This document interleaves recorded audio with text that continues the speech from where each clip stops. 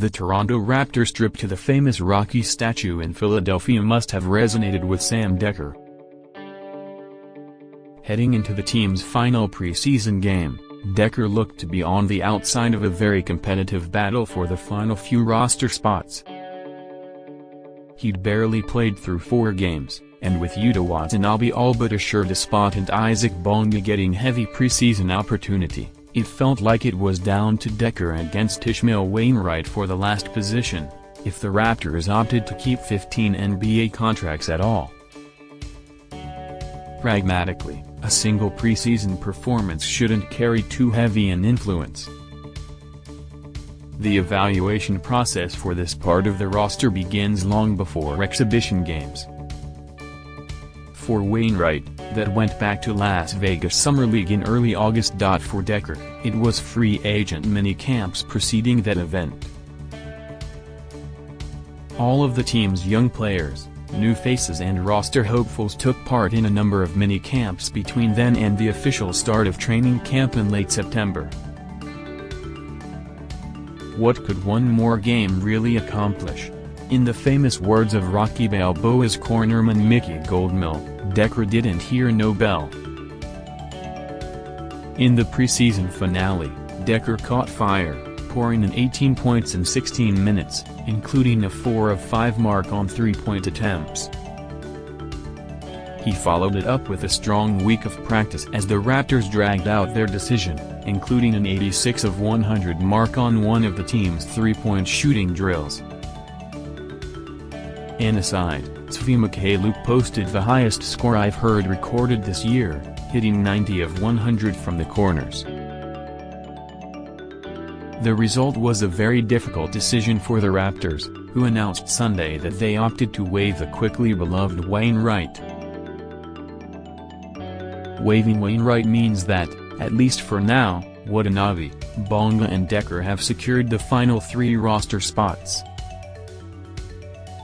I say for now because things can change quickly, but it's worth noting that all 3 players will have their contracts fully guaranteed for the year if they're not waived by Tuesday.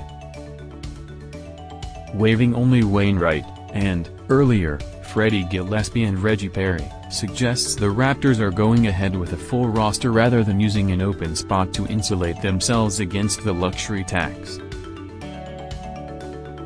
With the final cut made, what follows is a look at the updated roster situation, cap sheet, Raptors 905 roster and more. Because Wainwright had a guarantee of $250,000, and $125,000 for next year, he is ineligible to join Raptors 905. He is eligible to join another G League program, likely through the G League draft on October 23, it's a bit too late to be made an affiliate player somewhere. There's also a small chance Wainwright gets claimed on waivers due to his flexible contract, which would take his money off the Raptors' books. The likelier case is he clears waivers and teams look at him for one of the 15 open roster spots around the league. Gillespie and Perry are both 905 eligible, though the Memphis Hustle hold Gillespie's G League rights.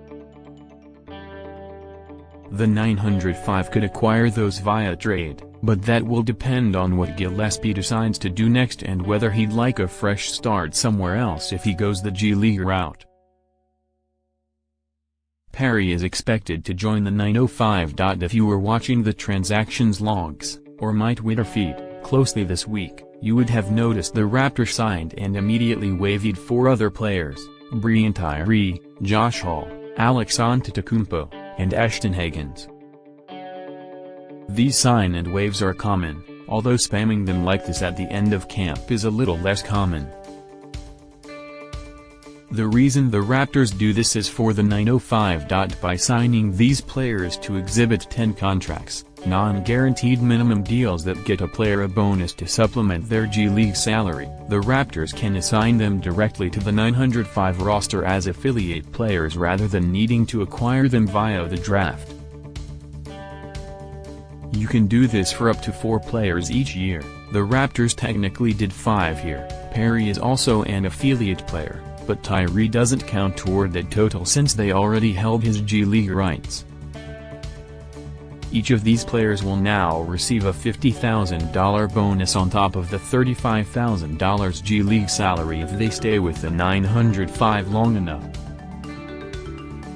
As a reminder, these player rights are superseded by NBA rights. That is, the Raptors can't stop another NBA team from signing them out of the G League.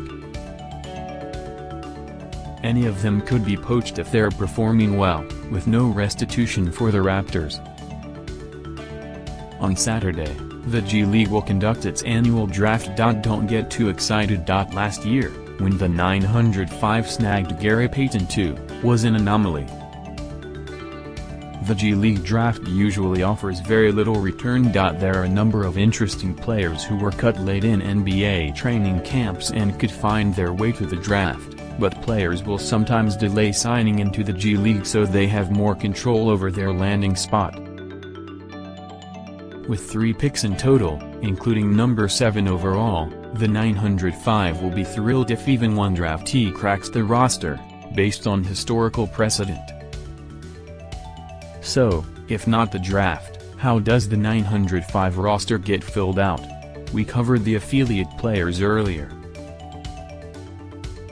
Perry, Antetokounmpo, yes, of that family, Paul, who was with the Thunder last year, and Higgins, a Raptor summer leaguer who spent the tournament injured, are all directly assigned and bonus eligible. The 905 will also be bringing 4 players to camp via returning player rights. Tyree, who became a team and fan favorite quickly last year, is the most notable, though he's expected to miss at least a few weeks of the season as he works his way back from a torn ACL.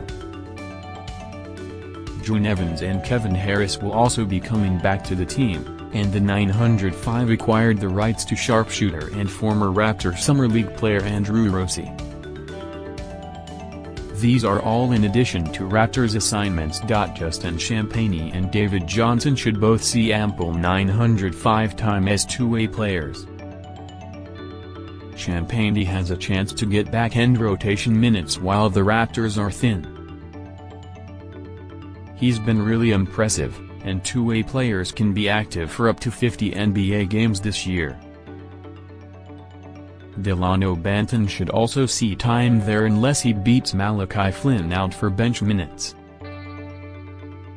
Flynn, Precious Achiuwa and Scotty Barnes are all technically eligible but unlikely to be assigned. Bonga and Decker, and anyone, really, can also grant permission to be assigned to the 905 despite their veteran status. The final roster spots will be filled via the draft and open tryout slots, one of which will be filled by undrafted UMass Lowell guard Obadiah Noel.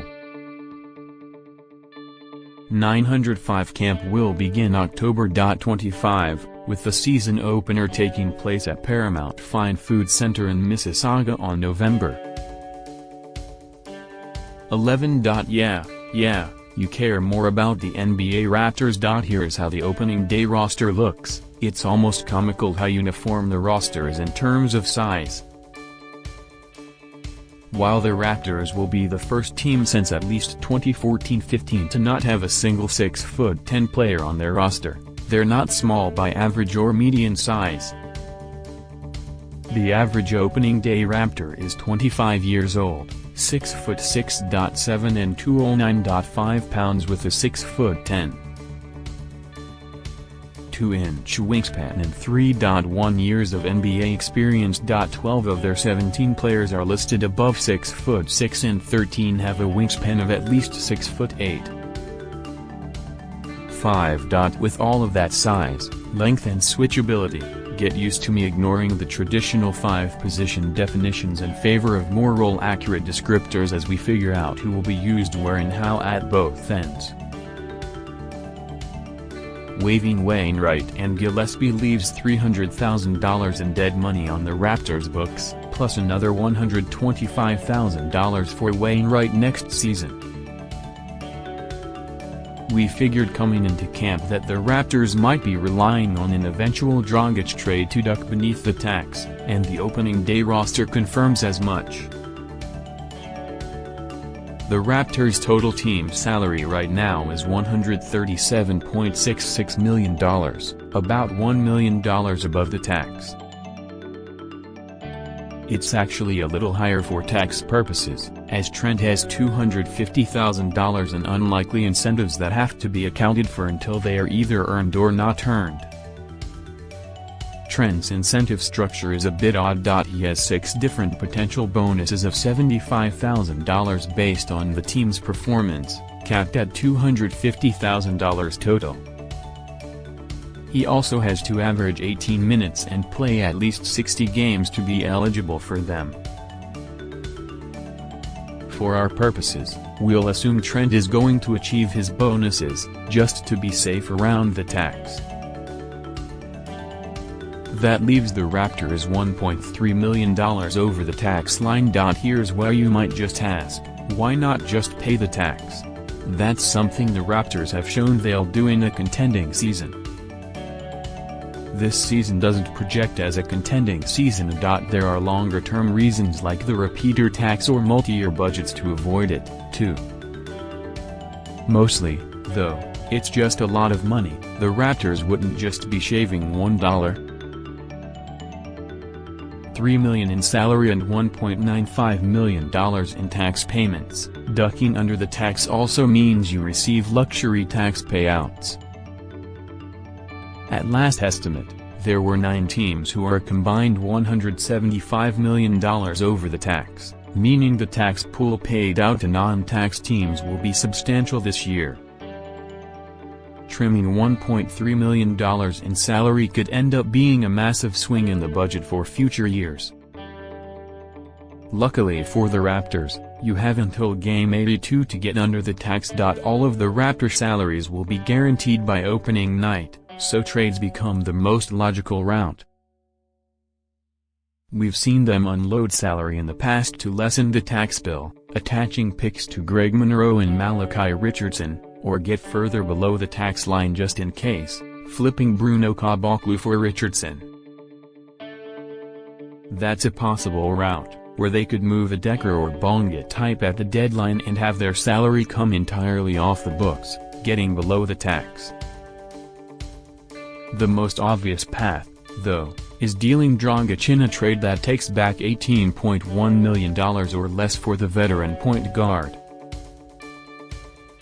Whatever the path, it would be surprising if this is how the roster looks at the end of the season. The Raptors are simply too close to the tax line to not get below it eventually. The current snapshot does highlight how much they must like Bonga and Decker, though, as this all would have been a lot simpler if the team opted to go with just 14 players, trimming up to $1.47 million in one fell swoop. Assuming the Raptors don't change their mind on the 14 or 15 question by Tuesday, this is it. We're there, we made it. Real basketball on Wednesday.